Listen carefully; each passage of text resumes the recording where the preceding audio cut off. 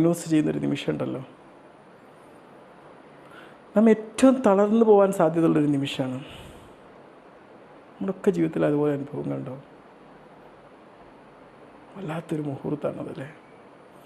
കാരണം ജീവിതത്തിൽ നമുക്കൊരു ശാരീരിക പ്രശ്നങ്ങളും ഇല്ലാതെ എങ്ങനെ പോകണമെന്ന് ആഗ്രഹിക്കുന്നവരാണ് നമ്മൾ.